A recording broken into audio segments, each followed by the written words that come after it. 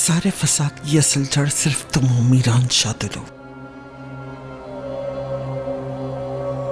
आग तो मेरे दिल में जल रही है, लेकिन मैं शादिलो को जलाकर राख कर दूंगी। एलिफ को मैं हरगिज़ उनके खूनी हाथों में नहीं छोड़ूंगी। यकीन नहीं हो रहा कि एलिफ ऐसा कैसे कर सकती है। लगता है कि बुरा होने वाला है। मैं दादी को अच्छी तरह जानती हूँ, वो चुप करके कभी भी नहीं बैठेंगी। फिरात, सबको जमा करो, हम जा रहे हैं। एलिफ आज की शब उस हवेली में नहीं गुजारेगी। मेरी पोती अपने घर वापस आएगी। मैं उस हवेली को तबाह बर्बाद कर दूंगी। एक ईंट भी उस घर की बाकी नहीं बचेगी। कल मीडियात में शादिलो वालों के जनाजे दफन होंगे।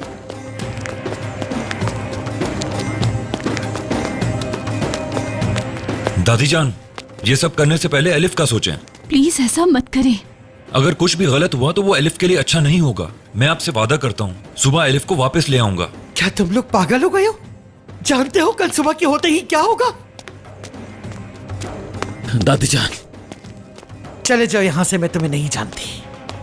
मैं समझती थी कि तुम्हारे खून में अभी भी मां का दर्द मौजूद है, मगर दिलशा के लिए जलने वाला और कोई नहीं सिवाय मेरे। ये जानने के बावजूद भी कि वो एलिफ के साथ वही सब कुछ करेंगे, तुम उसे शादिलो वालों के खूनी हाथों में छोड़ा है। तुम्हारा दिल अब मुर्दा हो चुका है। खामोश हो जाएं, खामोश।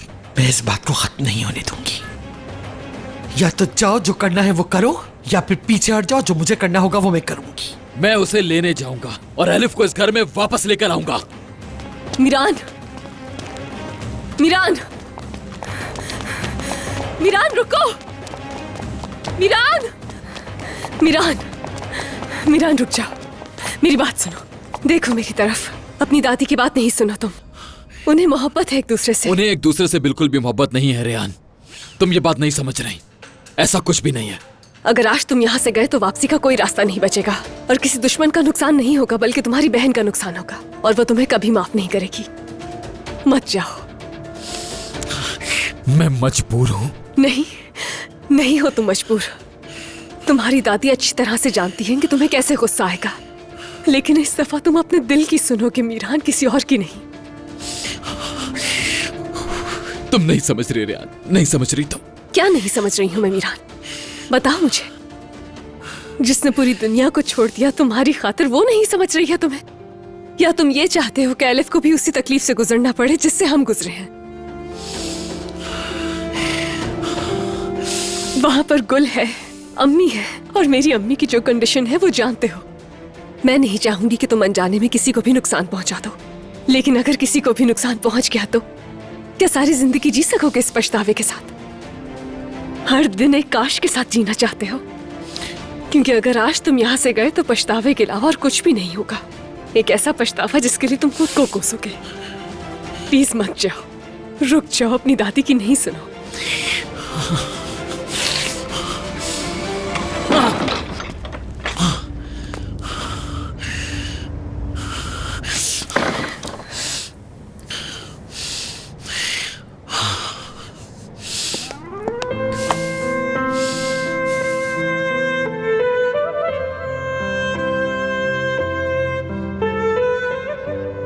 मेरे साथ वॉक पे चलोगे तुम?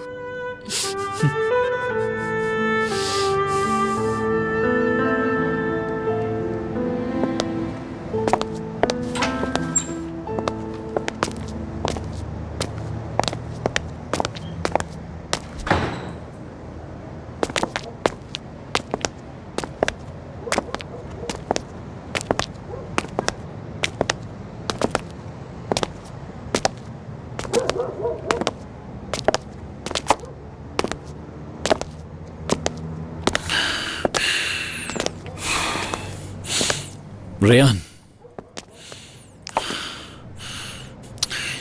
मुझे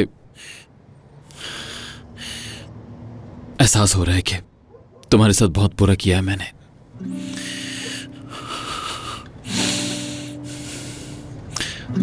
सिर्फ तुम्हारे साथ नहीं बल्कि तुम्हारी फैमिली के साथ भी बुरा किया मैंने।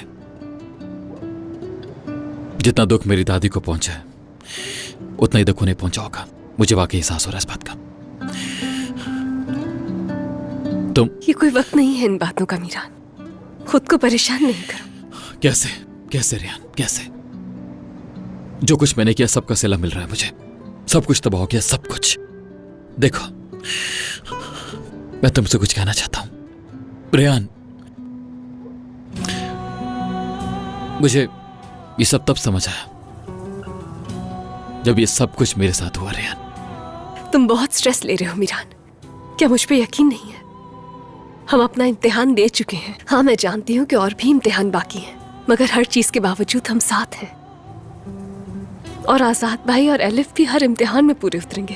हाँ, और आजाद भाई तो आजाद भाई क्या मेरी तरह बेरहम शख्स नहीं है वो? यही कहना चाहते हो, है ना? बताओ, यही मतलब था ना? आजाद भाई के दिल में बेइंतहा मोहब्बत है, क्योंकि हमारे खानदान के इकलौते पोते हैं वो।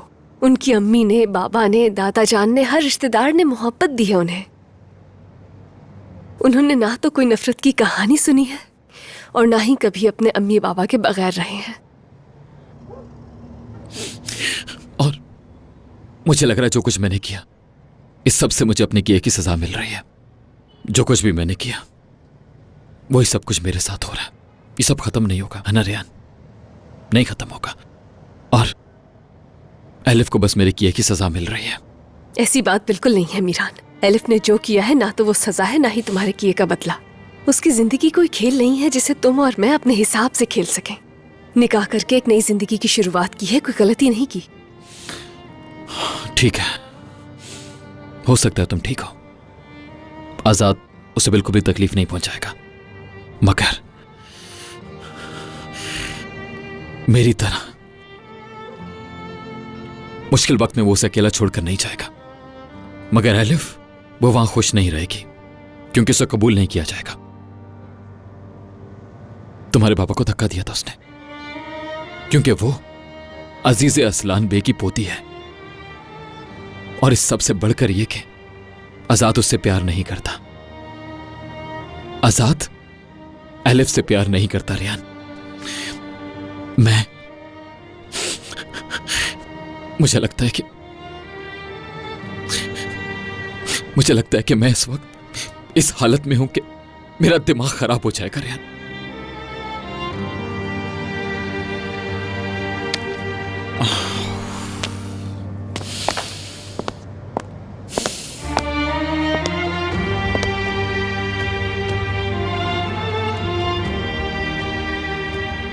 तुम्हें लगता है वो वापस नहीं आएगी?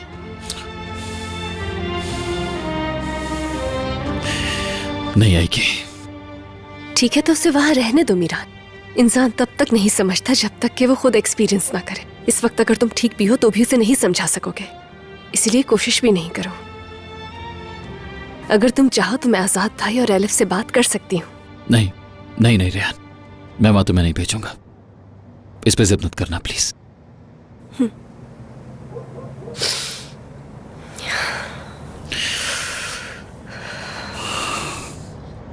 इधर आओ, तुम्हें सर्दी लग रही है। नहीं, ठीक हूं मैं।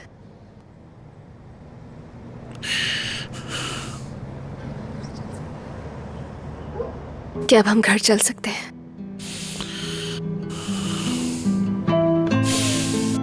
मैं नहीं जाना चाहता रेहान। मेरा दिल नहीं हो रहा घर जाने का इस वक्त। ऐसा लगता है जैसे सब कुछ झूठ से भरा हुआ है और मैं भी उसी का हिस्सा बन जाऊंगा, और फिर मुझसे कोई और गलती हो जाएगी। तुम्हारा घर तो मुझसे है ना, और जिस जगह मैं तुम्हारे साथ हूं उस जगह से कैसा डरना। हमें सच जानने के लिए चाहे जंग ही क्यों ना लड़नी पड़े, हम लड़ेंगे, मगर हार नहीं मानेंगे। और अब तो हमारी नानी भी है उस घर में। ऐसे क्या देख रहे हो तुम? शुक्र है कि तुम मेरे साथ हो, वरना मेरा दिल फट चुका होता। नहीं बर्दाश्त कर सकता ये सब। तुम्हारे होने से मुझे बहुत हिम्मत मिलती है। शुक्रिया।